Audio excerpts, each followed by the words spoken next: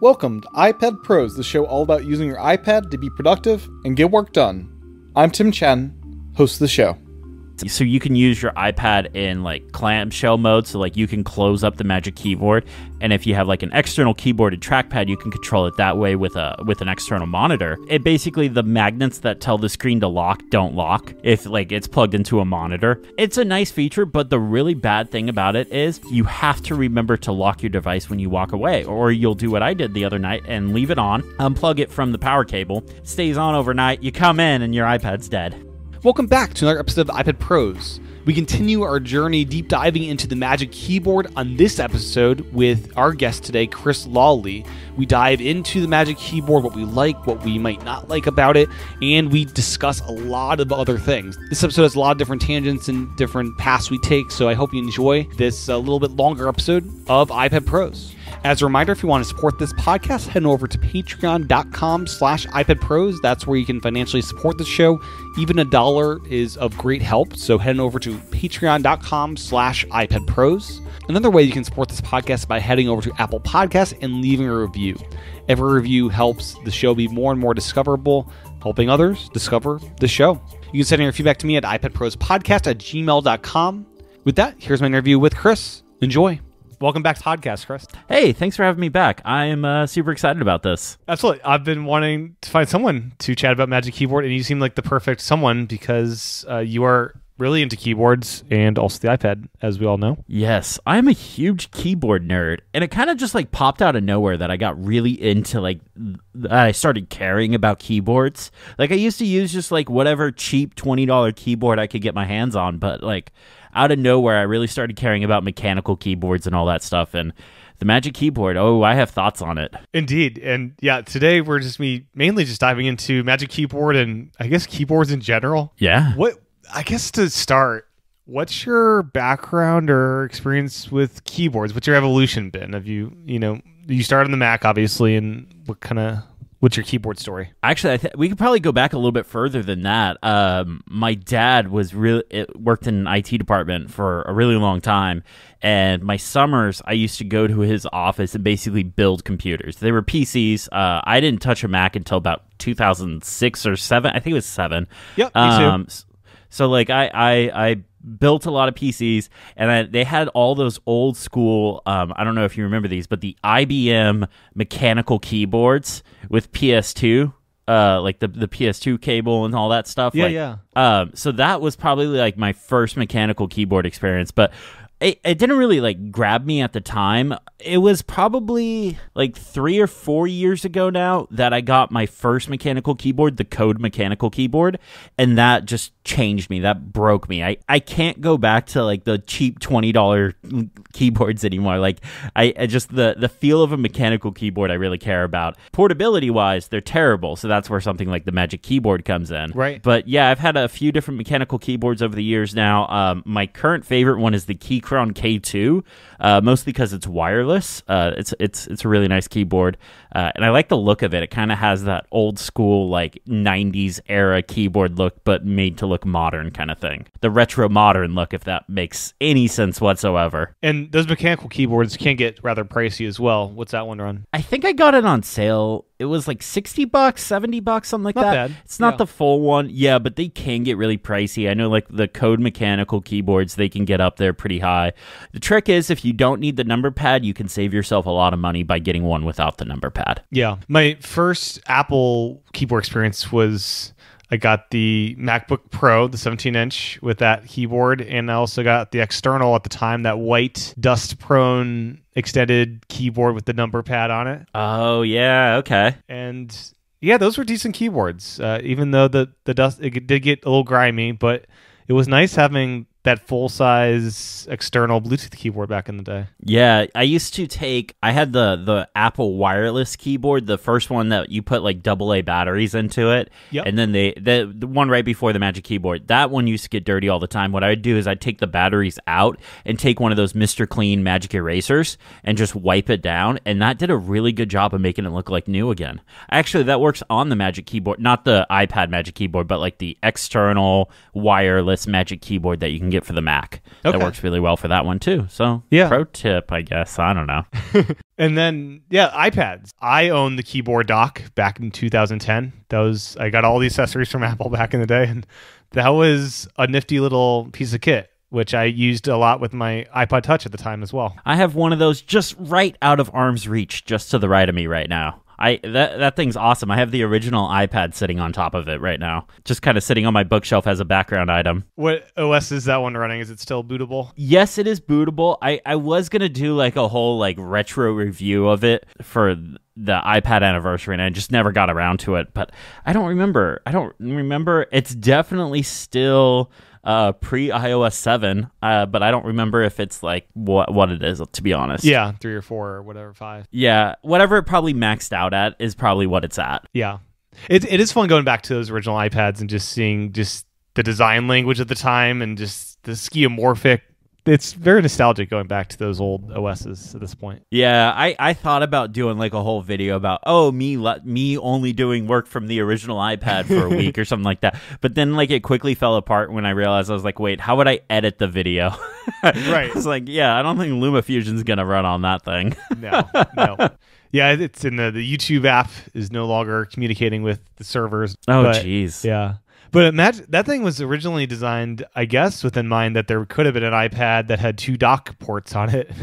Yeah, that's what I heard up until very close to their launch, that it originally was going to have 2 dock ports, and that's what that keyboard dock was designed for. You could swap between landscape or portrait, which would be an interesting idea. That would have been so interesting. Right, interesting is the whole thing where you can work in either orientation, which is something I'd love to see a future Magic Keyboard allow for. Make it somehow that it could magnetically mount either direction. That'd be interesting. I saw somebody was tweeting about that the other day, that basically not necessarily mounting in different directions, but making the first hinge swivel. Or I'm sorry, not the first hinge, the second hinge swivel. Yeah. So like you could rotate it. I don't know how that would work, but that would be interesting. I could see for like typing a long document, that would be really helpful. But multitasking is where using an iPad in portrait kind of starts to fall down.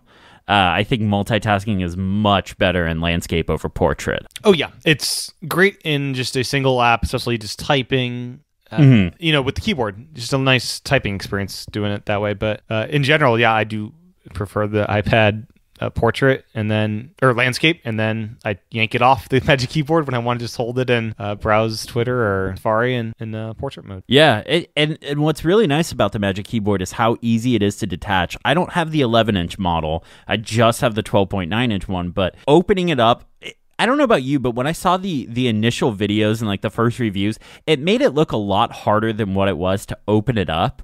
And it's really not. It's really like you can just kind of force it right up. It locks into place and you're good to go. And then detaching it, I can pull it apart with one hand. Yeah, I'm the same way as far as taking it off. And also opening it up, it's really not that hard. It's basically just a laptop. Yeah. And I love the little touch of the screen doesn't light up until you engage the second hinge. It'll just stay there unlit until that second hinge. I don't know what magic they're doing to determine that, but it's brilliant. There's probably some sort of connector or something that physically connects once it kind of opens up to a certain spot. I don't know. I'd be curious to see what's inside of it, but I'm not pulling mine apart. That's for sure. Yeah, we still haven't seen iFixit do any teardowns yet, which is sad. That's kind of interesting. I thought they would have been the first ones on there, especially considering they're always talking about like wanting to like do repairability tests and stuff like that. Yeah, can they replace the trackpad? It's a physical button. Yeah, I don't think you're going to be like, I don't even see how you'd be able to open this thing and like be able to put it back together. Like if you're gonna open this thing, it's staying opened. Yeah, exactly. Yeah, but I mean, overall, it's a really interesting design. I mean, it is. I got a lot of compliments and backlash for this in my review on YouTube about calling it a laptop. And it's funny, like some people had the weirdest excuses for saying this wasn't a laptop. One person told me, oh, because it doesn't run Emacs, it can't be a laptop. And I'm like, okay. Laptop's a form factor, right? Yeah, laptop's a form factor. It doesn't, there's no like definition of it requiring to do like a specific task. Everyone's workflow is a little different. For me, this is the perfect laptop. Another thing I mentioned in that review is I've been working on the iPad now since a little bit before the iPad Pros came out, so probably going on 5 years now because it's 2020 and they came out in 2015. Yep, the Air 2 generation where it had a processor in there. Yeah, exactly. It was when iOS 9 was in beta was when I was starting to get really serious about it, and then when iOS 9 came out of beta, I was like out of beta, and then like right around that time LumaFusion came out, so like that was when I was getting super serious about the iPad. So it's been about 5 years now that I've been working off the iPad, and all throughout that time I always felt like I had to make excuses to work on the iPad. Like I was like, oh, I need something that's ultra portable, but really I just like the iPad more. It's more fun. Yeah, exactly. Like, so I finally stopped giving those excuses, and I'm just like, nope, I like it more. Just like somebody might like Linux on a desktop or Windows. I'm just kidding, nobody actually likes Windows. Yeah, anyways, sorry, I just went off on a tangent there. Yeah, but the whole ease of just taking it on and off, it's first off really quick and easy, but it's just a joy to just marvel at how easy that is. It's like, oh, my iPad is just, now it's on the keyboard, now it's off. I'll be on a couch and like, oh, I need to type something, like throw back on the keyboard, I'm done, let me take it off, and I'll be bouncing back and forth like within an hour session, maybe 20 times, and it's a joy to do that. Yeah, and one of the things too that makes it really joyful, I don't know if that's a word or not, is the smart connector. The fact that it instantly pairs and you can just start typing right away. I don't know about you, did you ever try the Bridge keyboard? I never did, because I never wanted a case that was so cumbersome to get it in and out of, and also looking at it, I had fear I'd probably damage my iPad trying to get it in and out. Honestly, I thought I was going to too, and now on mine, I actually just gave mine away because I have this now, and I'm like, I could never go back to using that. On mine, the rubber feet were starting to come off, so I was kind of getting a little wary there. But the annoying thing about that is it was Bluetooth, so you had to wait for it to pair, and then if you were just like kind of scrolling through the screen with your finger or something, and the keyboard went to sleep, you now had to wait for it to wake back up. With the smart connector, you don't have to do that. And I think that's one of the brilliance of the smart connector, but nobody else uses it, and I don't know who to blame for that. I have a feeling it's Apple. I have a feeling they told everyone they can't use it anymore. Yeah, it's kind of sad, because the original smart connector, we had at least one charging stand, the Logi base, and it didn't charge that fast, but it was very helpful. And I actually held off getting this new form factor because I didn't have the accessories I wanted, and this Magic Keyboard was like, oh, that's the Logi base in this case. The Smart Keyboard Folio wasn't really an appealing design. I preferred the original Smart Keyboard, and this Magic Keyboard is like, oh, they got a great keyboard now, let me upgrade. Wait, you preferred the origami one over just the Folio? Yeah, I definitely really did. Wow, I think you're the only person I've heard that from. It was just more versatile to me. Okay, no, that's totally fair. I couldn't like when we got rid of the origami thing and it was just like open and then snap into place, I was great with that. But like this is even better. I also love the Logitech base, especially for the 10.5-inch iPad Pro. Just throwing it on there and it's charging, and it's just I don't know. A lot of people will hate that little dock stand thing because they didn't charge that fast, but if you're just working all day on the iPad, it just like keeps your iPad topped off without you needing to plug in and plug out the charging port all day long. My fear with it was it damaging the battery of the iPad because it was constantly providing it power, even though it was slow power, so it wasn't like fast charging the battery, so it wasn't heating up the battery. But the physics of a lithium-ion battery, the more you charge it, the more it damages the life over the course of its life. Right. So I was always worried about that. I never ended up getting one, mostly because I always ended up using the smart connector keyboard for that generation of iPad. Gotcha. And the cool thing about the older iPads, that smart connector was in the same place between both sizes. So if you had both sizes, you could use you could use the big smart keyboard on both iPads if you wanted to, and just put the small one in the big case. I kind of want the iPad mini to have a smart connector just to use a 10.5-inch keyboard with it for the occasions you would have that. That would be interesting. The case would be so much bigger than the iPad Right. mini. It'd be funny. I really want them to update the iPad mini to like the modern iPad Pro design. Not to say that there would be like a Pro iPad mini, but just like iPad mini without the home button or anything like that, because Right. I would totally buy one of those. Especially if you shrunk the bezels on that thing, it would be so small. Oh, it'd be nice. It'd be I would great, love it. yeah. I would love it. I'd buy it. I don't know what I would do with it, but I'd buy it. Yeah. But something that just impresses me about the Magic Keyboard is the charging speed. It's Yes. fast. I was anticipating Logitech base, and no, it's basically functions as your regular ports, no super fast charging if you have one of those 30 or 50 watt chargers. I was surprised about that too. I thought it was going to be basically trickle charging, but no, it looks like some people did some measuring. Unfortunately, I don't have the tools to do the measuring, but it's charging around like 20 watts. It tops out around 20 watts, and the iPad fast charging tops out at 30 watts. So not that big of a difference. The charging brick that comes with the iPad is 18 watts, so it's a little bit faster than what the standard charging brick can support. So you're not really losing anything if you just use the standard charging brick that comes with the iPad. Yeah. And I love the placement of that port. It's behind the actual iPad when it's propped up. You almost forget you have anything plugged in. It's out of sight, and that's kind of a nice visual decluttering, so to speak. Though I struggle if they put it on the right side. And that's not like a pun or anything, because they put it on the left. Yeah. It's great having one on each side, for sure. You're able to charge and yeah. It kind of bothers me because I'm like, okay, but the iPad port's on the right side, so maybe that port should be on the right side. But then I think, oh no, the standard port for any laptop charger is on the left side, and then you have one on each side. But then I'm like, oh, but that one can't pass data, so it's not really the same. I don't know. I have gone around and around ever since this thing has been announced, and I haven't decided if I think this is the right side or not. In my review, I was like, you know what? It probably is, because now you have one on each side. It's the standard charging side.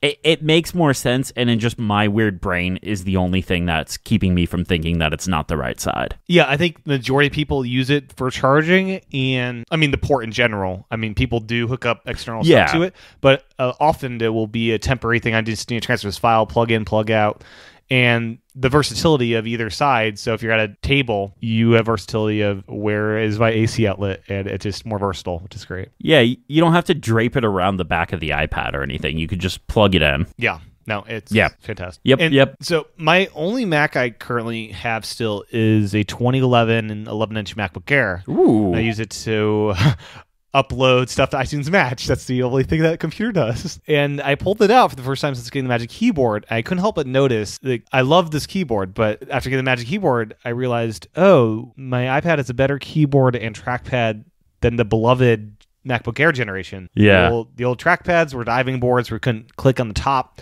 and the keys were actually mushier than what we have now with the Magic Keyboard. It's kind of bizarre to see that flip. You know, it's funny you bring up that 11-inch MacBook Air. I've been thinking a lot about that device. So I recently picked up an 11-inch iPad Pro, 2018 refurbed one, and I've been and I didn't buy the Magic Keyboard for it. I just bought one for the 12.9.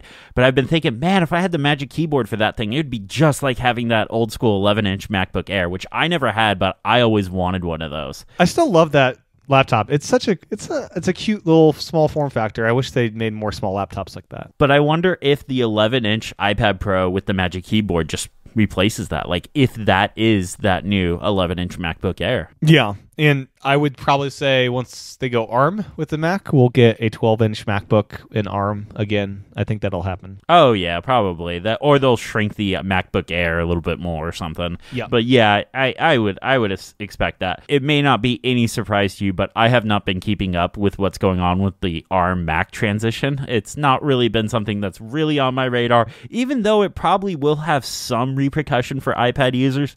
Oh, for sure. More likely to Final Cut and Apple's first-party apps on iPad in that way. That, and, you know, probably faster processors, too. Like, if they're putting more and more into the, you know, giving more money to the silicone team and to the processor team and all that stuff, they will be making faster and faster processors for the Mac, which will push the iPad further and further, which is all great. Like, that's fantastic.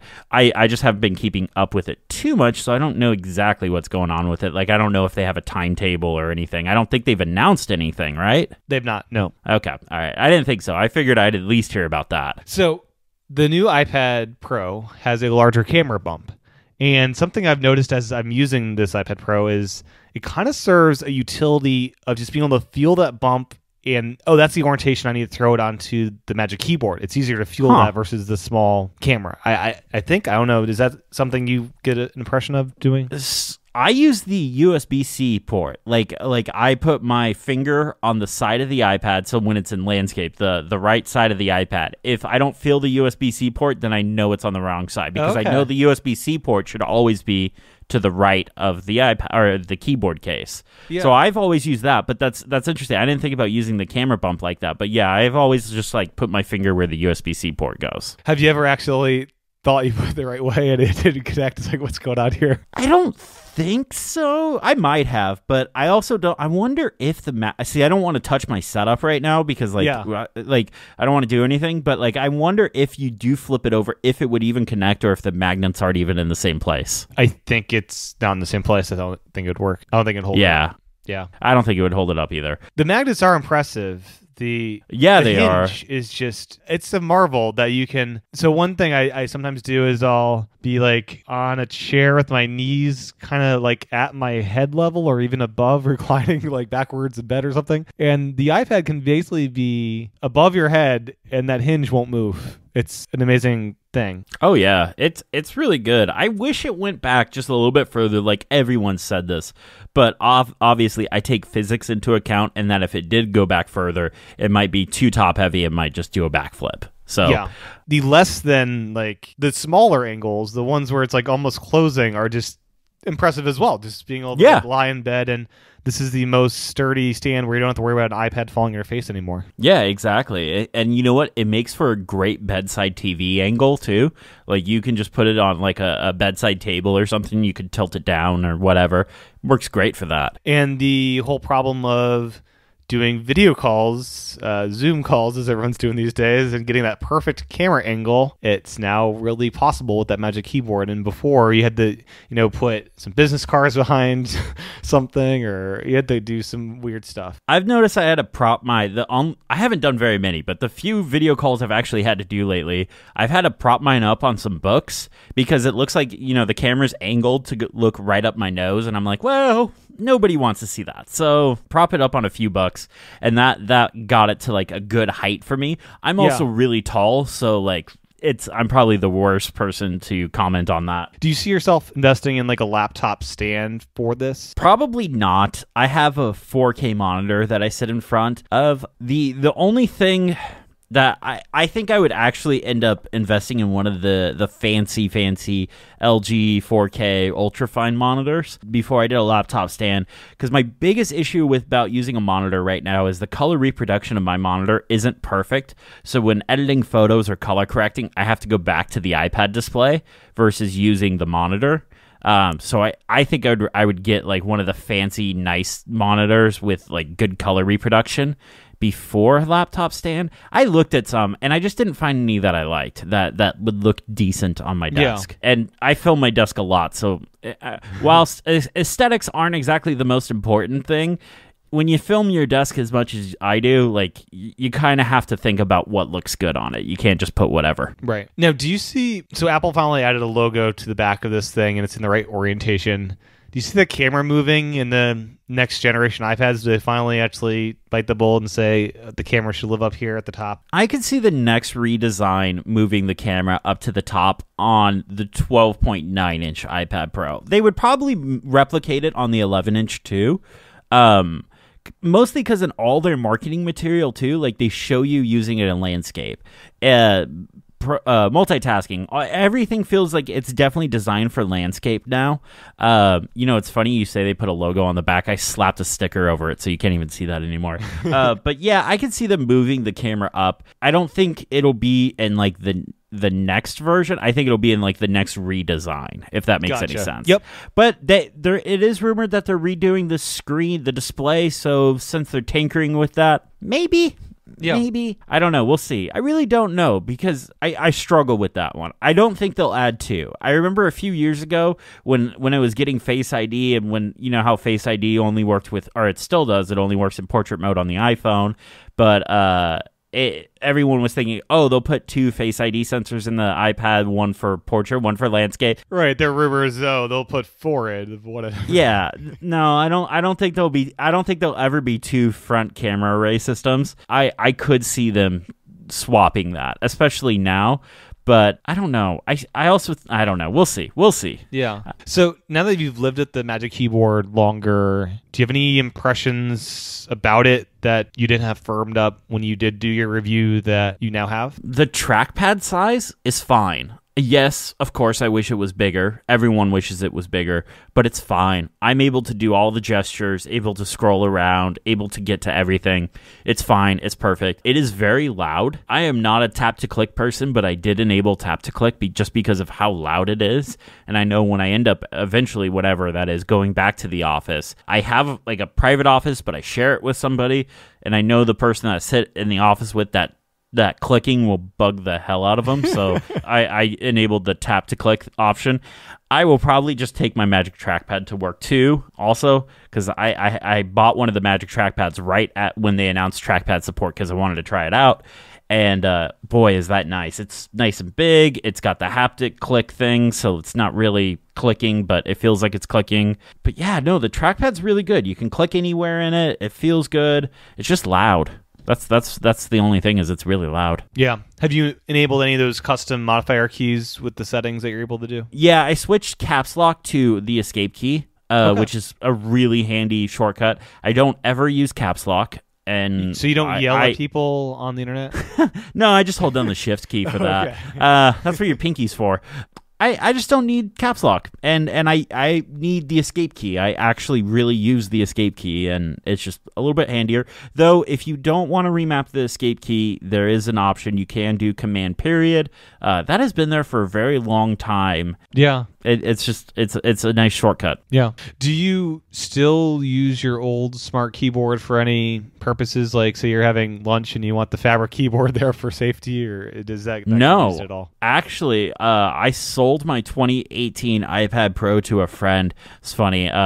They came by to get it, and I stuck it out on my doorstep. I was like, okay, text me when you get here. Put it out on my doorstep. They came and got it and left. So no, I sold it to them, and with my old iPad Pro. So I don't even have one anymore. Technically, the only keyboard right now that I have that is dedicated to an iPad is the Magic Keyboard. So the 11-inch doesn't have a smart folio keyboard thing? No, it just has the folio cover, the new blue one. That it looks really nice, by the way. If you're interested in the blue folio, the new blue folio covers, they look very, very good. Especially with a lot of stickers on them. People put stickers on your stuff. It makes them fun. Yeah, I got a third-party folio to hold me over between this and between getting the iPad Pro and the Magic Keyboard coming out, and I think I'll use it still occasionally. I'm looking at getting from Waterfield Designs their sleeve case, and from my understanding is I could throw my third-party smart folio in the little pocket and have both with me at all times, kind of thing, if I wanted to. Yeah, they do a lot of good stuff. I guess I should say disclosure. They've sent me free stuff in the past. But their stuff's really good. I like their stuff. They in fact, the bag that I use to take to work every day for is one of their bags. It's the one that they custom make to the iPad design. And you know what? I haven't tried to see if it fits the Magic Keyboard yet, because I haven't gone anywhere since I've gotten the Magic Keyboard. So now I just got a little worried that doesn't fit.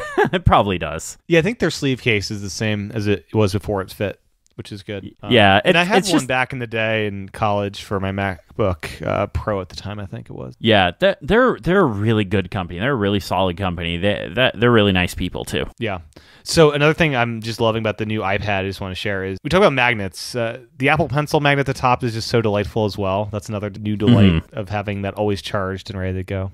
Oh yeah, that's right. Okay, yeah, because I've been so lost because I've had the style of iPad since they've been out now, and yeah, the old ones you had to plug into there was no place to store it. No, you had to buy, which I loved, their little leather sleeve, which had a holder for the Apple Pencil, and that is a nice. I would love them to make a little leather sleeve to just store my iPad in, because that's a really great feeling material. And just using it as a workspace is great. Like putting a naked iPad on that leather as a nice safe place is kind of nice. But yeah, this is so much better. It is really nice having the Apple Pencil up top. And it made my Apple Pencil usage go through the roof, because before it would be like, okay, where did I leave the Apple Pencil? Okay, it's in the other room. Go get it. Oh, crap. Now it's dead. Now I got to plug it into the side. Because I didn't ever use the lightning adapter thing to plug it into a lightning cable. It was just so much more convenient to plug it into the side. I know it looked ridiculous, but it was just, it worked better that way. I didn't have to keep around that little adapter thing that I probably lost in the first 5 minutes. I just plugged it into the side, and it was fine. But yeah, it was a little annoying that it didn't have a place to sit. And now that it has the magnetic connection, oh, that's just so much nicer now. Did you get your Apple Pencil engraved? I did. It says iPad Pros on it. Nice. Yeah, I got mine. Mine is from the original 2018 one. So I was like panicking to get the Apple Pencil in time so like I could like work on a review and stuff like that. And then UPS ended up losing the Apple Pencil. Luckily they lost the Apple Pencil and not the iPad or the keyboard. It was just the Apple, which I could live without the Apple Pencil because I'm not an artist or anything. Like I can't draw. So I wasn't too worried about reviewing the Apple Pencil. I mostly, at that time, I was mostly using it to edit podcasts and stuff like that. Now I use it for a bunch of like note-taking stuff in meetings and things like that. That is the one thing I will say about the Magic Keyboard. I'm a little bummed there isn't a way to flip it around, but it's easy to detach and pull away. Yeah. But like I used to flip between like keyboard typing mode and then, okay, I need to draw like some specs up really quick. I used to jump between that really quickly. Now it's like I got to pull this off and okay, now I got this keyboard just sitting here next to me. It feels a little wonky, but it's not the end of the world. Right. And you can always close the Magic Keyboard and shut it to the surface to rest your iPad on safely. Yeah, exactly. And it's not the end of the world. I'm kind of curious what ends up happening when I go back to the office and like go into meetings and stuff like that, and like how that use case shifts, because that's primarily when I was like, okay, I'm in typing mode. Okay, now flip to drawing mode. Okay, flip back to typing mode and stuff like that. And so I'm kind of curious how that works. I wonder if I'll just end up drawing with it while in the Magic Keyboard stand, because it totally works.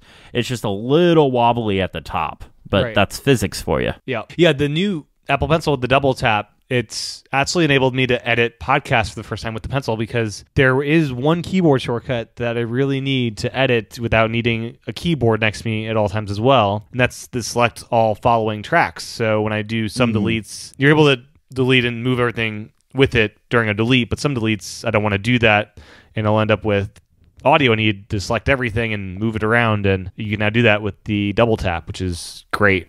And it's really been a game changer to do that. One of my favorite things about Ferrite, I'm guessing you use Ferrite to edit your podcast. Okay. Yeah, what other tools there?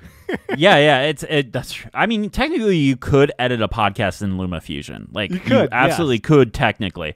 But Ferrite is built for podcast editing, so I highly recommend it. But one of the really nice features in Ferrite is the ability to set custom keyboard shortcuts.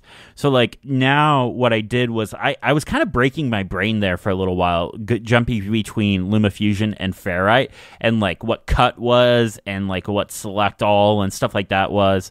So, like, I switched it so like Command B is technically the blade tool in LumaFusion. So I made the Command B the cut tool in Ferrite. But the select all following, I did Command Shift A. So like what I'll do is I'll have the Apple Pencil in one hand, in my right hand, and then my left hand on the keyboard shortcuts. And I could reach all the keyboard shortcuts I use with my left hand. So like I can do that. But now that I have trackpad support, I've stopped using the Apple Pencil for podcast editing, and I'm just using a trackpad now. Yeah, it's interesting. Since Trackpad support came out, and it's phenomenal. I tried using it during the year with just accessibility pointer, and that was not a good experience. Yeah, it did not work.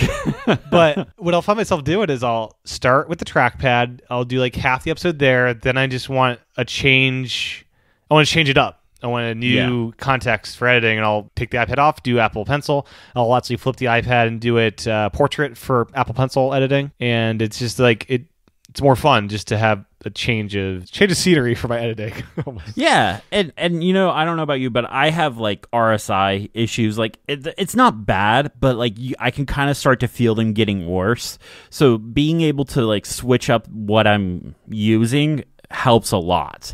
So that's one of the things I appreciate about using, you know, touch, Apple Pencil, trackpad, keyboard shortcuts, all that stuff kind of together. Yeah. And for all my keyboard shortcuts, the ones I actually use, I actually don't even put a command key in it. It's just like S, D, F, E, and G. It's like basically, you know, if you're playing a computer game with your keyboard, they're kind of like the same keys I'd use for for my keyboard shortcuts for Ferrite. That makes sense. Yeah, I had that issue where like my brain couldn't remember like what it was in LumaFusion versus Ferrite, and I always found myself using the opposite. So I wanted to make them match as much as possible.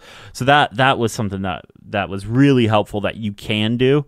But like your shortcuts, that makes a lot of sense. Like if you don't have that previous knowledge or burden or whatever you want to call it. Right. Yeah, absolutely. And then what is your recording setup for when you're recording on iPad? What do you actually do for that? So right now I am talking into the Shure SM7B. It is kind of a fancier like studio vocal microphone. It's a microphone that's been around forever. In fact, it's what Thriller was recorded on. Like that's how old it is, but it's like one of those tried and true microphones that like audio tech doesn't really ever change. It's very rare audio tech changes. So like it's one of those proven microphones. And I just, my brother, who is an audio engineer, he let me borrow his and I really liked the way it sounded. So I ended up picking up one for me. I use it a lot for my voiceover work or voiceover stuff from my YouTube videos. Then that gets plugged into the Zoom audio recorder where I record my local audio track. So like it just records to an SD card and then I just take that SD card and plug it in and grab that audio track once we're all done.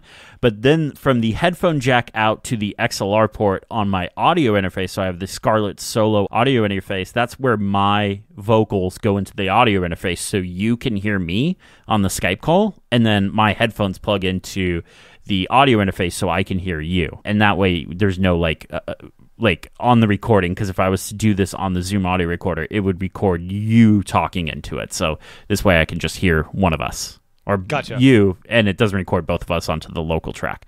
It's kind of a very convoluted setup, but it's pretty solid. I haven't had any issues with it. What's probably going to be really annoying is I'm guessing I have a really strong feeling. I don't know anything. I really don't know anything. But I have a really strong feeling that the audio setup is going to get fixed in iPadOS 14 to the point where it'll make this kind of setup obsolete and I don't need the Zoom audio recorder anymore. I'll just, plug into the audio interface and be able to record a local track on the iPad and do a Skype call. I'm hoping. I don't know anything. I just have a really good feeling about it. Yeah, hopefully. Yeah, it sounds like you have a similar setup to mine, except for mine, I don't care about giving you the fancy good mic. And I'm just using my iPad microphone for my guest, which is makes it a little bit simpler because I don't need an audio interface as well as the Zoom, just the Zoom. Yeah, and that's what I used to do too. Like I actually used to use a second device that I would record from my mic into Ferrite, what I would do, and then I would use the other device, I would use another device, and then I'd just do the Skype call on that. We were starting to have a lot more guests on a slab of glass and stuff like that, and I was just like, I think it'd be good if they could get my good mic, and then I don't really want to have to use two devices. Like, I didn't like having to have like two iPads next to me and stuff like that. It was a lot going on, and the Zoom audio recorder, I ended up getting a really good deal on it, so it was just one of those things that just worked out perfectly. So that like this audio setup works perfect. It took a little bit of experimenting and a little bit of like kind of troubleshooting to get some stuff working, but I've been doing it for about since December. So I've been doing it since December. So I think it's working. I just got this microphone. I was using the Audio-Technica ATR 2100 before that. Yep, that's one I'm using right now. Yeah, it's a decent mic. It's a great mic. I really like it. But for my voiceover stuff on YouTube could be a really interesting place. When you're small, people are really forgiving of like weird audio quality stuff or like weird video stuff or something like that. But once you get to a certain point, like your audience expects you to like up your game. So like I've been kind of getting to that point, and I've been kind of like, I haven't wanted to get to the point where people are like, hey, you need to make your stuff better. Like, so I've always wanted to like be ahead of that. So that's why I upgraded my microphone. Right. Yeah. So in day-to-day use of the Magic Keyboard, I just want to switch gears a bit. Yeah. Walking around room to room with it, does it feel too dense of a weight? Like, is that something you'll see problematic going forward? My apartment's pretty small, so I'm either sitting at my desk working or I'm sitting on the couch working, and I'm trying not to sit on the couch and work. I'm trying to make separate the rooms for their purpose. Like, I'm trying to make my office for work and my living room for relaxation. So I'm mostly sitting at my desk right now. But in my testing, I have a little park in my apartment complex. I took it down there and walked down there. I was like, okay, it's not heavy. I don't think it's heavy at all. I don't think it's too dense. I think it's perfect if you understand this is a laptop. Right. If you approach it thinking, hey, this is going to be an ultra portable tablet, then it's not going to work for you. But if you understand that, hey, this is a laptop, it's perfect, it's fine. I mean, I'm kind of curious what ends up happening when I go back to work and when I go to meetings and start traveling again and stuff like that. Like, what if I think it's too heavy in my backpack? I don't think I will. I honestly don't. If people can carry around a 15-inch MacBook Pro in their backpack or a 16-inch, I can carry around this setup. Yeah, I remember touting around the 17-inch MacBook Pro. And I would also carry a 1.5 MIDI keyboard with me. Woo! Because I was a music major, so yeah, I threw it all in there. That is a setup. Though I remember, I never had a 17-inch MacBook Pro, but I remember I had a friend that had one, and that thing was like a battleship. That thing was awesome. It's like a desktop computer. You just take it anywhere you want. Right? Yeah. I mean, I don't even think my first monitor for my very first desktop computer was 17 inches. I'm pretty sure it was like 13 or 14. Yeah, they were something else. It's like, yeah, I want the biggest and baddest Mac I could get at the time, and that's what that was.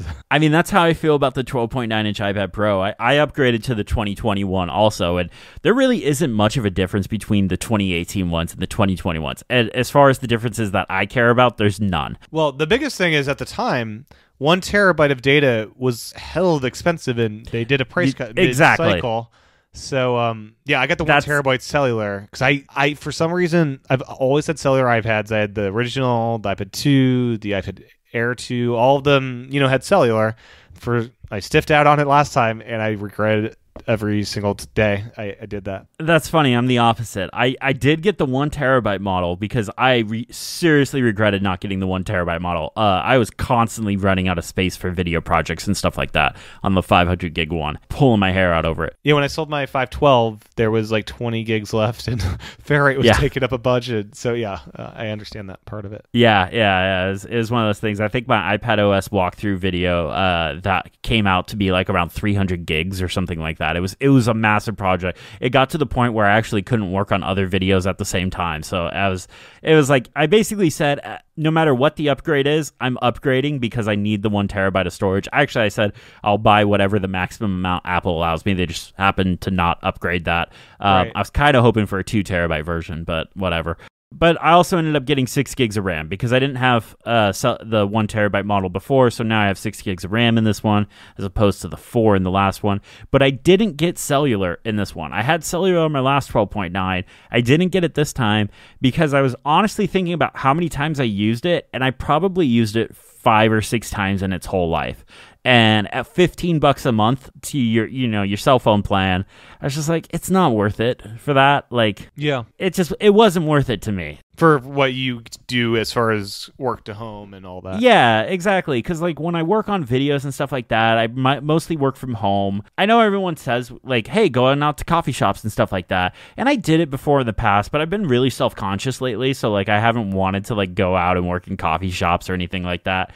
When I go to work, I have really good Wi-Fi there. Heck, you can even plug an Ethernet cable into the iPad. You just need like a USB-C adapter, which I have one in my backpack. Right. IT guy. Like I have to. So like I was like, I may end up regretting it, but I'm going to skip it this time. And if I end up regretting it, then I'll go back to cellular in the future. But I was like, I just can't justify spending $15 a month on a device that I may, or on a feature that I've maybe used 5 or 6 times. Yeah. And you wouldn't activate it on will when you actually needed it. It was kind of just always there and wasted their money. Yeah, and at the time, I'm not anymore, but at the time of my last iPad, I was on AT&T. So like when you activated the SIM card, the Apple SIM in the iPad Pro, it locked it to AT&T.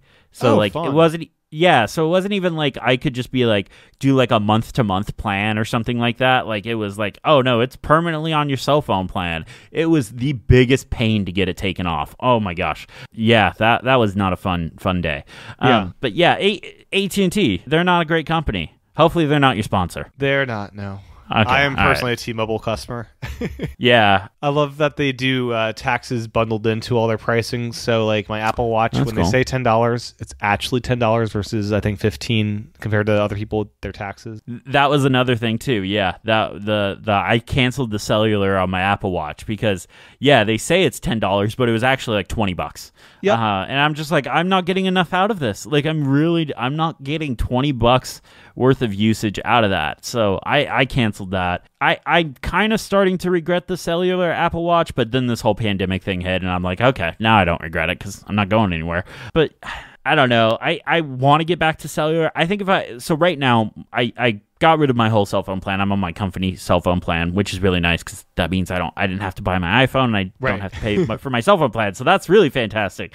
But like if I was to get a cellular iPad again, I think I would probably just buy an unlocked one from Apple and then maybe get like one of those AT&T ones or something the T-Mobile monthly ones or something like that. Yep. Yeah. So another thing I've just been delighted in using the latest iPads are you can charge stuff with that USB-C port. It's just so delightful just plugging in my headphones or plugging in whatever it is to it and it charges it. It's great. Yes, that's really nice. The other thing too that's really cool is if you have a USB-C to Lightning cable. I do, yes. Okay, so you can download the photos from your iPhone to your iPad that way. Yep. And I'd imagine you could do a wired tether. Does that work? I don't remember now. Okay. That's a good question. I will have to try that. I can't unplug my stuff right now and try that.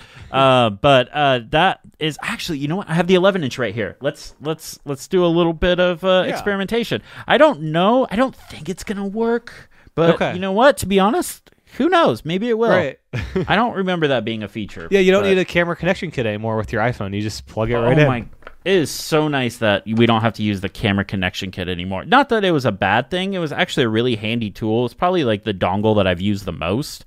Yeah, it was like amazing thing back in 2010 when we discovered that USB version let you hook up microphones to a 2010 iPad. It was just a revelation that you could actually do this back then. Yeah, absolutely. It was pretty cool. Let's see here. It is getting connected. Personal hotspot. Trust. Let's see here. Oh, I think it's connecting. Is it connecting? No, never mind. Nope. It's not. Okay. Nope. Sorry. I thought it had it for a second. It saw that it was plugged into another computer, and then no, it didn't do it. So tethering does not work through USB-C to Lightning. Okay. That is the more you know. I'm kind of curious. I was curious what you think about the lack of a function row on the Magic Keyboard. Looking at my YouTube comments, which is great. So it's funny. I make fun of YouTube comments a lot, but really quick, they're great when the video is small and it's in my audience and stuff like that. But when a video blows up, that's when like anytime you see like those screenshots of weird YouTube comments, that's where they come from, is when videos blow up to groups of people like the Android group of people will see like an iPhone review, or like the Linux people will see a Mac review or something like that's when that's kind of starts to come up. Looking at my comments, it seems like to be the biggest complaint is the fact that there is no function row. And for me, I kind of hemmed and hawed about that, but like you have the trackpad shortcut of pushing right up into the right-hand corner, and that brings up Control Center, and that's kind of enough for me. And you can do scrolling, two-finger scrolls to change volume, which is nice. Yeah, absolutely. But it's nice that that's there, but like having like maybe a mini function row right underneath where the iPad would have been would be cool, but at the same time, like I don't know if there'd be enough space for you to put your finger in there and press down on it.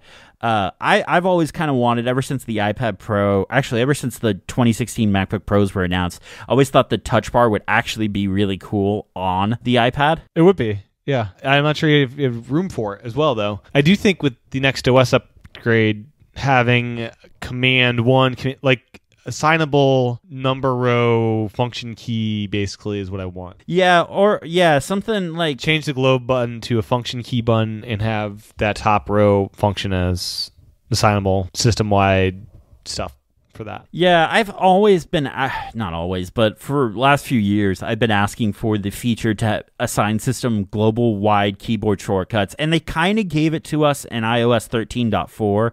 You have to enable the full keyboard. I forgot what that is called, but you have to go into accessibility and enable the full keyboard. Yeah, but then it kind of does some weird stuff with like the navigation keys and stuff like that, which it's great for. Like it's perfect for what it's designed for. You can't have the keyboard shortcuts and not have the navigation feature take over. I use too many apps like Things that have its own custom navigation that it just completely breaks. So I'm like, oh, I can't use it. It's great for those that need it, but for me, like I can't. It breaks my brain a little bit. So hopefully, like they gave us fake trackpad support in or mouse support in iOS 13. And they gave us fake keyboard things in iOS 13.4. We'll get the real thing once 14 comes out. That's what I was kind of hoping too, and that's what I was kind of thinking. I'm like, okay, I could see them like, okay, here's this accessibility feature. We'll see how it works. Who uses it? Does it expand beyond just like, because like mouse support expanded way beyond just like the general accessibility crowd. Like everyone I know had at least tried it out on the iPad or was using it full time. I was using it all the time. Heck, I had went mouse crazy over the summer. I bought way too many mice to try. Yeah, it was a fun time. It's bizarre the flip because trackpads didn't really work with the mouse support. In the mouse support, you had all these customizable buttons. And then once this trackpad thing came out, all the gestures and the kind of like go to the top of the screen left and right, all of that feels just so much better on the trackpad that I no longer need my mouse because it feels like crap versus the trackpad. Exactly. And do you have a Magic Trackpad too by any chance? I did. I went to eBay and got one for $70 and nice. It is delightful using that huge... The trackpad's almost half the size of the keyboard. It's crazy. Yeah, it's very large. I did the really, really dumb thing and bought it from Apple and bought the space gray version without knowing that it was $20 more. Yeah. It costs all that money to get the premium black materials. Premium paint. Yes. That's my first Taptic trackpad. I never had a laptop with it. So I guess it would be mine too because I've never... The last MacBook Pro I owned was the... No, wait, did the 2014 MacBook Pros have that? No, they didn't. So. I don't think so. I think it was the 2015 MacBook Pro was the first one, and then to be honest, I don't even know. But yeah, I think this is my first one too. It's amazing how it feels like a button. It's remarkable. My favorite thing to do is just to turn it off and try clicking it. It's like, why aren't you working? And I didn't realize it was glass until I heard it on a podcast. I thought it was just a nice, shiny, some kind of material, but I didn't think it was glass, so I guess it can break. I've seen a few like pictures of people like throw this in their bag and like something smashes it or anything. So this trackpad will either live at my desk at home or in my office at work. So I'm not entirely sure where it will. I think another plug for Waterfield Design. I think they make a little sleeve for the yeah, that's right. They do. I don't think I would buy one, but I think it's just going to either live one place or another. I won't take it back and forth just because it is made out of glass, but it feels really nice. I mean, I work in IT, so all of the people that work with me that I assign computers to, they get Windows laptops. And Windows laptop trackpads are terrible. They are horrible.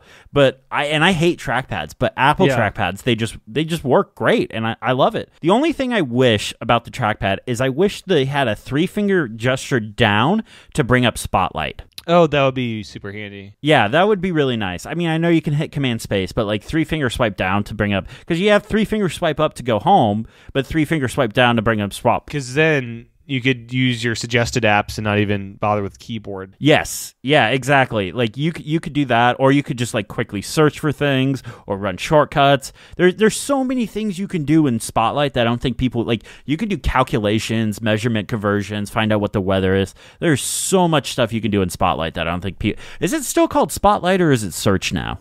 I have no idea. I still call it Spotlight. I honestly don't know. It used to, I call it Spotlight too because I think Spotlight is just a much more fun name than Search, but yeah, it might just be called Search now. I don't really remember, to be honest. So one of my annoyances with the trackpad support is I still haven't found a Twitter app that supports swiping, and you need to swipe to get into threads in most of the apps. So that's one of the big annoyances is some apps just... They're taking their time to get their updates out. Some apps are taking some time. I was pleasantly surprised to see Things got updated pretty quickly. Ferrite got updated really quickly. I'm waiting for LumaFusion to get updated, but like it has the 2-finger swipe through the timeline, so that's nice. Tweetbot would be a really nice one to get updated. A really funny thing is, so you can use your iPad in like clamshell mode, so like you can close up the Magic Keyboard, and if you have like an external keyboard and trackpad, you can control it that way with an external monitor. It will Yeah, how does that work? It still keeps all that, or? It still keeps the screen on. It's still mirroring. It's just basically the magnets that tell the screen to lock don't lock if like it's plugged into a monitor. Yeah. It's a nice feature, but the really bad thing about it is you have to remember to lock your device when you walk away, or you'll do what I did the other night and leave it on, unplug it from the power cable. Stays on overnight. You come in and your iPad's dead. Yeah, that wasn't fun. So the experience of using that, the big downside, of course, is no Face ID. So you're typing in all your passcodes. And then the other thing too is if you use like something like LastPass or 1Password and you have it set up to use Face ID, it will just sit there waiting for your face to show up. So you have to open up the iPad at that point. So I haven't really been using it in clamshell mode. I've tried it out a few times, but I always hit some road bump that prevents me from just keeping it. What I found the ideal setup is to have the monitor in front of you and the iPad just to the side of you so you can just look over and Face ID will register. Yeah, that's amazing that actually works in clamshell. That's interesting. I really hope, one of the big things in iPad OS 14 is external desktop monitors, and perhaps Apple sells their own touchscreen one into Dream World, which would be even more amazing. That would be great. I don't think it's going to happen, but that would be great. Like I would be the first one in line to buy it. Like, don't get me wrong, I'd love it, but I don't think it's going to happen. I would just love 16:9 support. Like at the very least 16:9 support. If they wanted to go further, they could do some of like the ultra wide monitors and stuff like that. Because all of the apps at this point adjust to different screen sizes, so it should be pretty easy for Apple to do that, right? Technically, they're supposed to. Yeah. But and okay, so my knowledge from this is years ago. Years ago, I tried my hand at being an iOS developer, and the design at this very thing is what broke me. So they have this feature called auto layout, where you're supposed to put a bunch of elements in, and it's supposed to automatically lay it out for all the devices. And I could be getting this wrong. I am a failed Apple developer, people. Failed. So keep that in mind. It's supposed to lay it out for all the devices. But like the iPhone, like the old iPhone SE. Yep, my current phone. Would... Yeah, sorry. You're not going to like me when I say this. And this was in the time of the iPhone 6S Plus and 6S and stuff like that. The designing for those devices and then designing for something like that small iPhone SE and then designing something for like a 12.9-inch iPad Pro. It was all over the place. So like was turning off auto layout and I was just designing for each device individually. It was a nightmare. That's what broke me and prevented me from ever becoming an Apple developer and shipping a working app. I had an amazing idea. It was a task manager. It was going to be called Too Much To Do. Huh? That's a stupid name, I know. It's a really stupid name. Yeah, anyways. Yeah, I was working on a task manager. The idea was it was going to be really open. It was going to support task paper and all this stuff. And there's a dozen apps that do that already. Go use those. So my point being is I think technically with auto layout that might work, but I don't know in reality how well that would actually work. I don't think it would actually work out very well. So I think what'll end up happening is it'll end up being something with multitasking that maybe they'll like section off parts of the screen and like apps can update to support a 16:9 ratio, but if they don't, like it'll just section off part of the screen and you can have multiple apps up at the same time. I don't know. This is just what I've been thinking about for like the last 6 months. Yeah. Because with the trackpad support, it's now a doable reality to do that without a touchscreen external. And there are some things that... What are you finding that you still reach up to do touchscreen stuff now that you have the trackpad? Are you doing much touching the screen when you're using the trackpad, or how are you finding that? So if anyone has ever read my Twitter page, timeline, whatever it's called, you'll know I'm a terrible speller. I misspell everything. I don't know why. So I reach up all the time for the, you know how like there'll be the 3 words at the bottom, the suggestions? Yeah. I reach up and tap those all the time. And so one of the things I love about the Magic Keyboard is that it sits forward as opposed to something like the Bridge Keyboard where it sits back. It's really easy to just, as you're typing, to reach up and tap on the screen. And there's also like a shortcuts bar in Drafts. Drafts is my main text editor. I have a bunch of shortcuts and actions and stuff down there at that bar. So I will quickly reach up and tap those, and that will like insert a link or do all sorts of weird markdown stuff. So like I use a lot of that like quick tapping thing all the time while typing. Yeah, that's really interesting because I do that as well. And I am also finding myself dragging windows a bit more with touchscreen versus trying to do that with the trackpad. Yeah, that's another part where multitasking really falls down with the trackpad. I think we'll see some sort of redesign that takes... I don't know if it'll be a complete redesign, like they'll get rid of the current implementation, but I wouldn't be surprised if we see something that brings trackpad-friendly support. Yeah. Something that did surprise me is the slide over, hiding and showing it. I find it a whole lot easier with the trackpad. Oh, it's so nice. It's so great. Especially hiding it. Like before, it was such a pain to try to get rid of the app, and it can be on the left side of the screen, and you can hide it really quickly. It's brilliant. And I think one of the big things you need to do, though, crank up that trackpad tracking speed, because that makes those gestures, the bottom right and top ones, so much easier to initiate. You know, it's funny you say that. I completely agree with you on that with the 12.9, but I actually saw some people say slow it down on the 11-inch one because it's actually smaller, which I almost feel like I should just go buy the 11-inch one and then take advantage of Apple's very generous return policy, just because like I have so many questions about it and I kind of feel like I should do a video on it. But at the same time, I was looking at it the other day and it was really far back ordered, so I probably won't. For the trackpad stuff, you can just use your Magic Trackpad. And pro tip, that's true. You can use that Lightning to USB-C cable, and you don't need to pair it. You can just plug it in, and it'll work wired.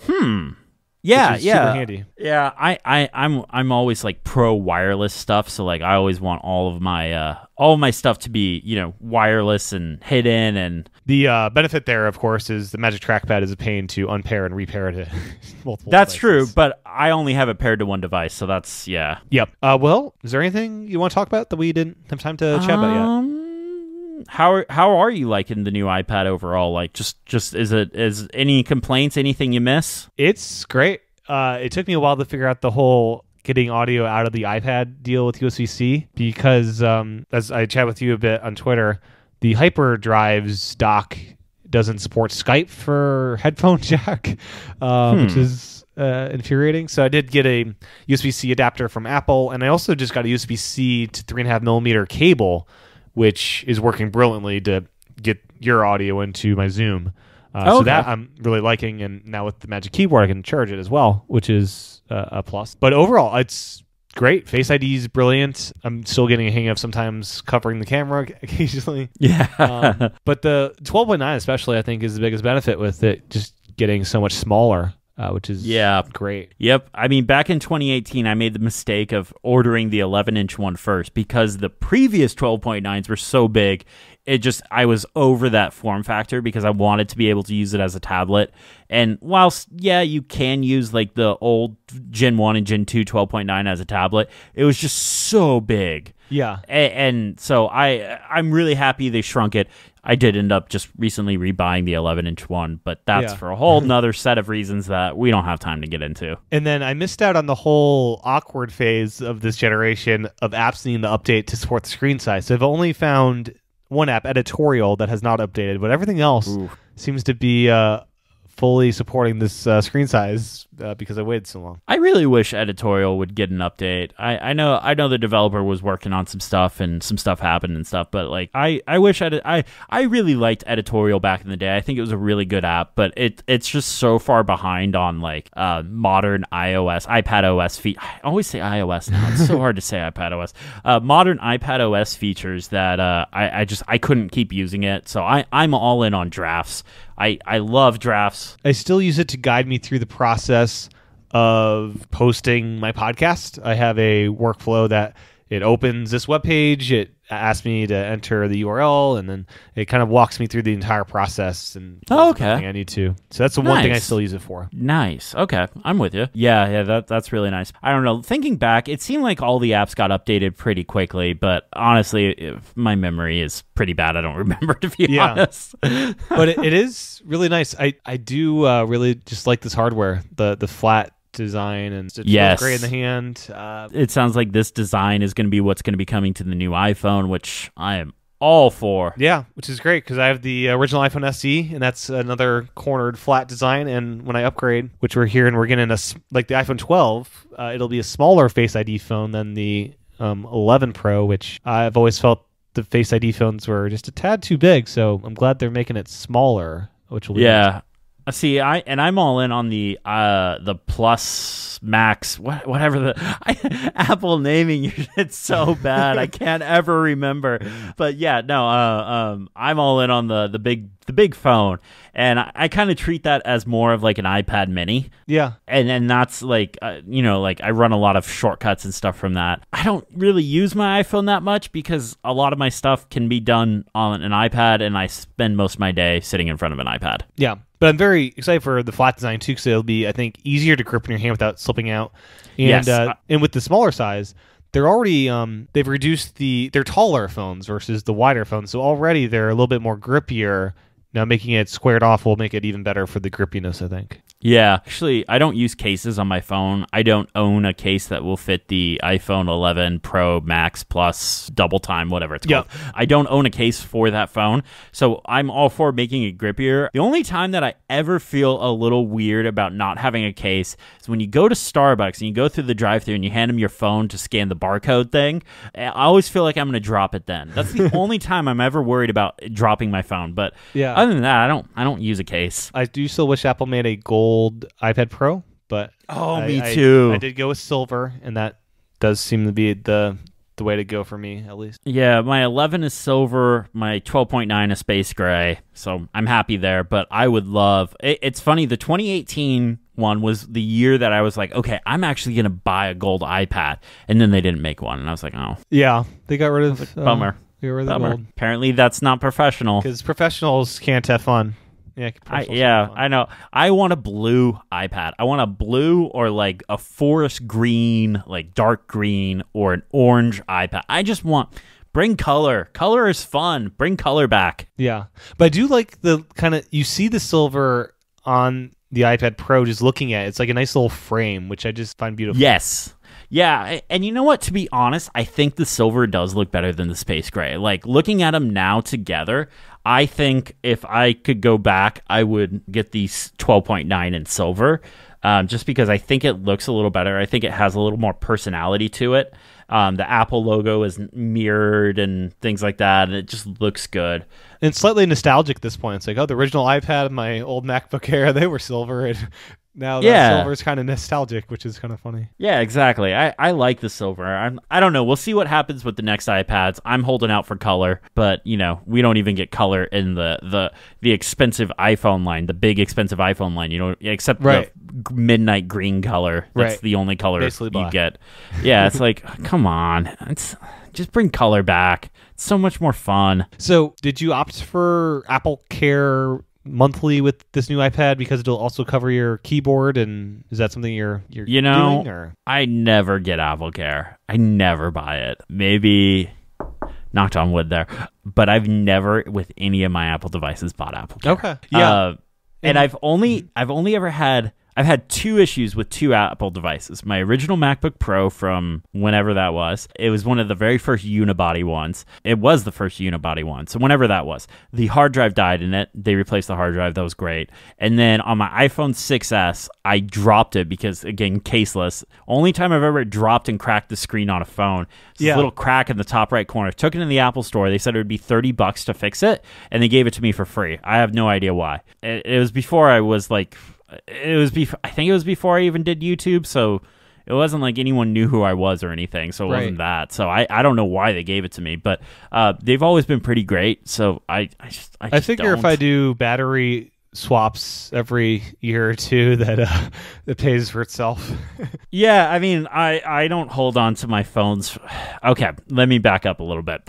If I was buying my phone, I would probably hold on to my phone for like 3 years. But since my company buys my phone, I get a new phone every year because I'm the person that makes the technology decision.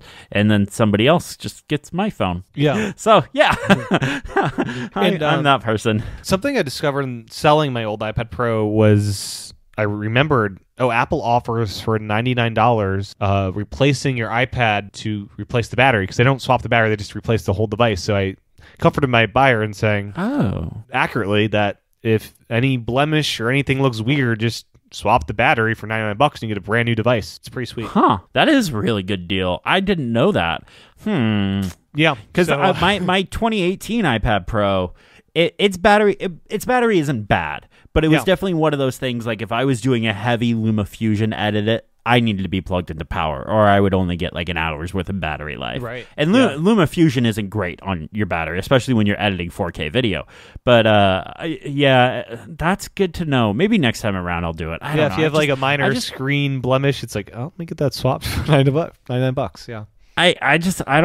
I just don't ever break devices. I'm careful, I guess. I don't. Yeah, because the replacement cost, it's like $600 or something crazy. Yeah, it is expensive, and that was another reason why I bought an 11-inch iPad Pro, was because if something ever was to happen to my 12.9, I need to have a backup. Like I need to have another device that I can use for YouTube and for my work and stuff like that. And also iPad OS 13 beta. I don't know about you, but it broke me last year. Like trying to put together my iPad OS 13 walkthrough video. Yeah, I think I installed it on just one of my two devices at first and waited until the very end until I installed it on my big iPad Pro. Yeah, no, I only had the one iPad Pro last year, and that was miserable because it was the same iPad Pro I was filming with iPad OS 13 on it was the same iPad I was trying to edit that video on, and that was miserable. Yeah. So I was like, yep, not doing that again. So I bought this 11-inch one for a bunch of different reasons, and I'm actually really happy with it. It's a great little tablet. Yeah, I will say the 10.5-inch iPad Pro, that's a solid device still. Yeah. The bezel on the sides are actually thinner than we get on the current generation. It's not uniform, but they're tiny bezels on the side. It's kind of a remarkable design, that 10.5-inch one. And it's kind of nice still having one fast old design iPad that's like, aw, that's the old iPad design. I don't know. And fun fact, that generation of iPad Pros is the only iPad Pros that have HDR. They dropped that for the Liquid Retina display ones. Like they that's technically don't have HDR. I don't think it really matters that much. No. Like you're watching a movie on at least a 13-inch display. Like I don't think it matters at that point. But yeah, that one has HDR. The new ones don't. The internal upgrades to that generation were awesome, like the Pro Motion, all that good stuff. It was a good spec upgrade that year. Yeah, it was. Yeah, it was a good generation. I only had the 12.9 of that generation. I never have had the 10.5. Oh, that's just it's a delightful size just because of the bezels and what they did with them. Yeah, and the other thing I just want to say is part of the reason I held off as well is we were hearing about the people getting bent iPads and stuff. I figured at this point they have well sorted out any production issues with making these things so thin and straight.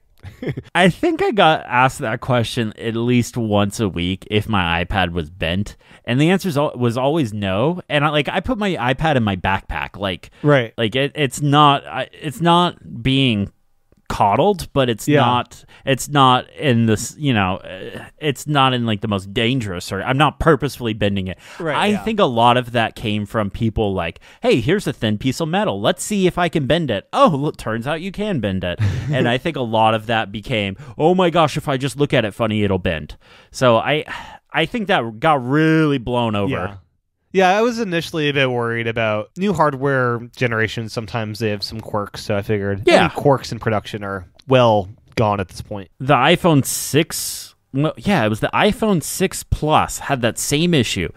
Still to this date, the iPhone 6 Plus is the iPhone 6 is the thinnest phone that Apple has ever made. They've gone thicker and thicker a little bit every year, I think. Exactly. It's the thinnest phone they've ever made, and the 6 Plus had issue being bent. And I had one of those. I didn't have any issues with it being bent. I might have put that phone in a case. That might have been the last phone I had in a case. I had the 6 Plus as well. Did yours bend? I don't think it did. No. I don't think so mine either. I think that was the last phone I had in a case because of that issue. But after that, I know the 6S because that's the one I cracked. After that, I started going caseless. And then you got to the 7, and I had a jet black 7.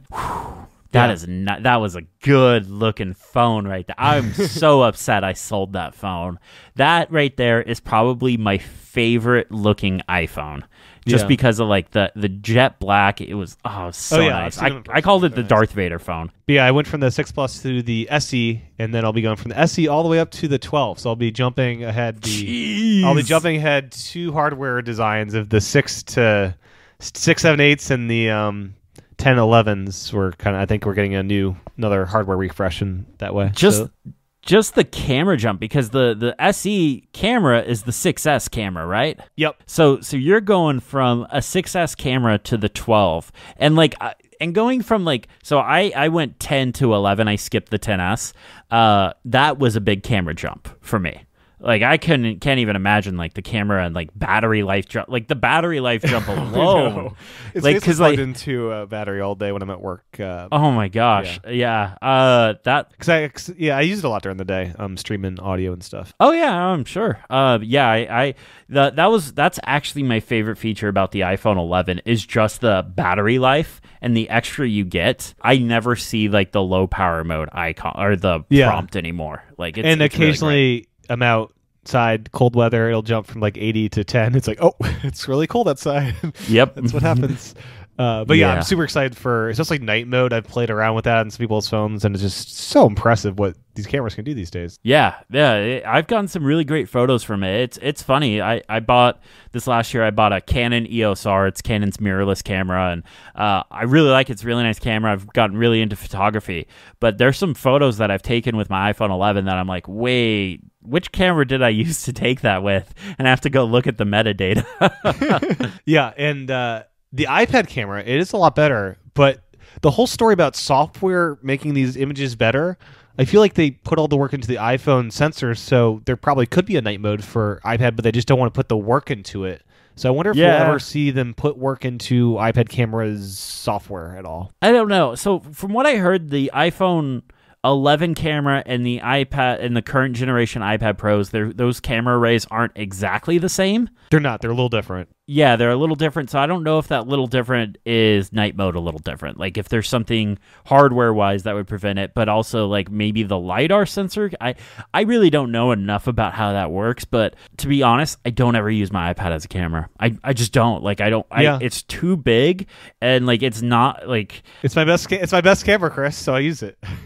Yeah, well, everyone says it's the best. You know, the best camera is the one you have with you. While I agree with that, like 75% of the time, I will always go and get my Canon camera first, and if I can't get my Canon camera, then I will go to my iPhone. Yeah, and I don't know why I wouldn't be able to like use my iPhone to my iPad. So it's great for those that need it. I totally understand for like kids or something, like maybe they're wanting to get into video production or something like that. Like if somebody's wanting to get into video production, you could buy this one device, use the video camera or use the camera and like something like Filmic to film, and then LumaFusion to edit, and you have like your whole production suite right there. Like it's a great device for that. I don't ever see me using it for that because I have something better. It is nice. I finally get portrait mode with that front-facing one, so that's fun to experience. Yeah, portrait mode's fun to play around with, especially when you go into like the what are they called? The studio thing? Lighting. Yeah, the studio lighting. Yeah, that's kind of fun to play around with. I know like what was it? Was it the iPhone 7 that introduced portrait mode? Yep. A lot of people like pulled apart that depth map. Man, I can't say that. Whatever, you know what I'm talking about. And like there's a lot of interesting data and stuff in there that was really cool. And then LiDAR. I wonder if the document scanning thing will start to use that in 14. If that would improve that at all? I have no idea. I don't even know if it uses it or doesn't use it. I don't think it does, to be honest. Like, because it seems the same. Basically, from what I understand, in order to take advantage of the LiDAR, you have to update your app to ARKit version 3.5. Everything before it won't support it. But if you do update it to 3.5, I don't know if you get that for free. Like if like it just automatically just takes advantage of that. If that is the case, I'm guessing like Apple's Measure app and the scanning application was updated for. I don't know, unfortunately. Yeah, the Measure app is so awesome now with LiDAR, though. I will say it seems pretty accurate. I'm doing screen size diagonals, and it's like, oh, that's pretty accurate there. That's one of those things, like, it burned me when it first came out. Like, I used it to measure, actually, the apartment that I'm sitting in right now, I used it to measure a bunch of stuff, and it was off. So it's like now I just feel like I can never trust you. So like I always just grab my tape measure. Yeah. So and I know, I'm positive that it's gotten better over the years. But it goes back to that thing that like it's a piece of tech that burned me once and it left me with that bad memory, that bad taste in my mouth. So I just don't want to use it. Yeah.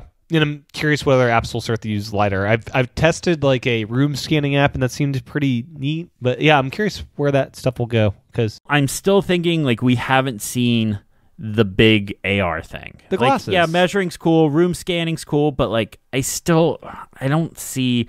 And Apple's deal is always like, oh, here's here's an empty table that you can do your AR gaming on, and I'm just like, nobody has an empty table sitting in their house. No, even people's dining room tables are covered with something. I guarantee it. Yeah. Yeah, I mean, I don't even have a dining room table. Like, and I don't. I'm like, right. I have my desk, like, but I'm not going to play AR games on my desk. I think that's it. What are you working on these days? So I'm working on a few things. I'll give you guys a little preview right now. So I started last month with like doing a new roundup series of like apps that have been updated, and apps I've kind of just discovered. So I'm working on a video for that. I'm starting to work on my like how I podcast from an iPad video. A lot of people have been asking for that one lately, and I've been putting it off because I don't think people understand how much money goes into it to do it right, or how janky it is to do it jankily. Yeah. Like that audio interface, how much do those things run? Like my audio interface is $100. And then like you got a Zoom audio recorder, which was like new, it's like $230 or something like that. Yep. And then like my mic, which I do not recommend anyone starting off in podcasting get, because I didn't even buy this mic for podcasting. I bought this mic for my VO stuff for my videos. That's a $400 microphone. So it's like, I don't recommend anyone do this. This is something I work towards. So I might need to.